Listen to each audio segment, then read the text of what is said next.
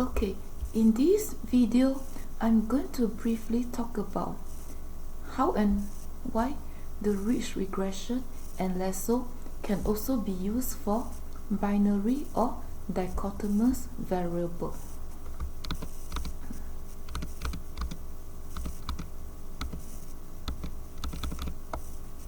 Okay, so this dataset was a survey conducted on faculties from 2 Spanish universities.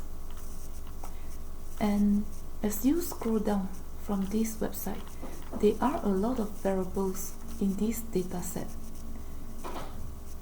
And this is the dependent variable or outcome variable we are interested in, user wiki, whether the faculty member is a registered user or not, and is coded as 0 and 1.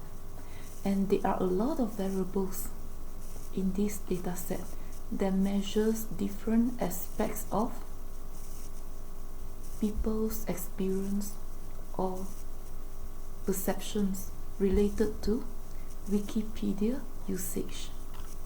And because of that, it's hard to circumvent problems associated with the 1 to 10 rule or model overfitting.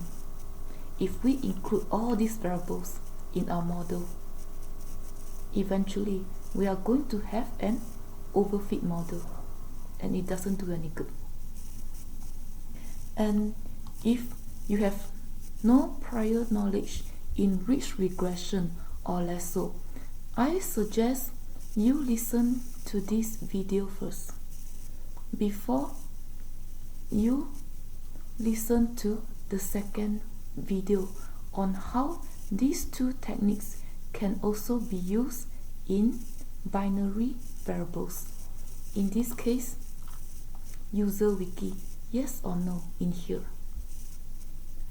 So I ran a bunch of code in R using this data, as we can see from here. I think you can download the data from that website. And I cleaned the data a bit. And I first ran logistic regression on these variables. It's a lot. And because of that, as you can see from here, not all variables are significant, and this may imply that not all variables are relevant or needed in our model. And because of that, I also ran ridge regression, and this is what I got. As you can see, the purpose of ridge regression, as described in this video, is to string the regression parameters or beta estimates towards 0. So this video also explains how when the value for the penalty term, the lambda, gets larger, all these beta estimates will be stringed or regularized towards 0. But they will not be reduced to 0. In other words, ridge regression will still keep all the variables in the model. The effects of the coefficients are being stringed, but all variables are still included. If you compare these results from the ridge regression to these results from the logistic regression, the beta estimates are smaller in here compared to here. So that's what the ridge regression does. It regularizes the beta coefficients towards 0 to make them more meaningful, so that they can all be included in the model if we need all of them to be in our model.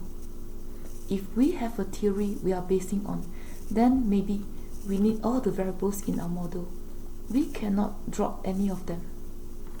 If that's the case, then we may need to use the ridge regression. And I also ran the same data using the LASSO. And the meaning for LASSO is explained in this video. And as you can see, the lambda or the penalized term works differently in LASSO than in the ridge regression. In the ridge regression, all the variables are being kept, or all the independent or predictor variables are being kept. And in LASSO, the so-called irrelevant variables are being dropped from the model. As you can see from here, they are being shrunk or reduced to zero. They are being gotten rid of. And if you compare the estimated coefficients for LASSO and ridge regression, they are smaller than the estimated coefficients for the logistic regression. So that's the purpose of ridge regression and LASSO.